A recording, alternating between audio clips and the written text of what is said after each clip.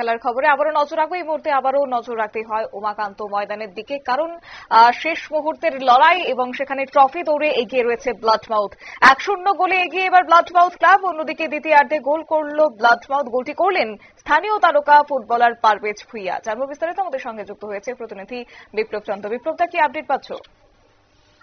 দেখো শতাব্দী, যে প্রথম 45 মিনিটে কিন্তু একাধিক সুযোগের কোনো নিশানা ছিল না। উভয় দলেরই বিক্ষিপ্ত ফুটবল প্রদর্শন করেছিল, কিন্তু দ্বিতীয়ার্ধের শুরু থেকে কিন্তু দুটি চেপে ধরে সেখানে ব্লাডমাউথ, এবং সেই জায়গায় কিন্তু 58 মিনিটে একটা সুযোগ, এবং সেখানে মিলন সিং এর ফ্রি কিক থেকে কিন্তু যে ফ্রি কিক, সেই ফ্রি কিক থেকে কিন্তু এক করে গোল করে দেয় পারভেজ ভুঁইয়া।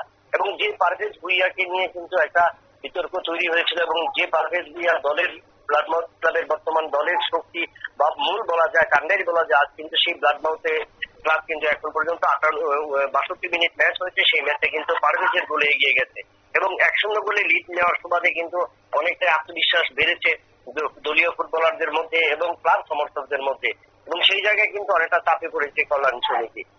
এখন ম্যাচ যত এগিয়ে যাবে তত কিন্তু স্থানীয় চাপ বাড়বে। উভয় শিবির ব্লাডমাউথ ধরে রাখতে চাইবে তাদের সেই ব্যবধান, এবং অন্যদিকে কল্যাণ সমিতির সমতা ফেরানোর জন্য কিন্তু আপ্রাণ চেষ্টা চালাবে।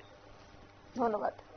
অর্থাৎ পারভেজ ভুঁইয়ার দুর্দান্ত পারফরমেন্স, এবং সে তার ময়দানে দক্ষতা দেখাতে শুরু করেছে। শেষ 58 মিনিটে এবার গোল করেছে পারভেজ ভুঁইয়া। ব্যবধান অবশ্য ধরে রাখতে মরিয়া হয়ে উঠে পড়েছে ব্লাডমাউথ। নিয়ে নিচ্ছি ছোট্ট একটি বিজ্ঞাপন বিরতির, সঙ্গে থাকুন।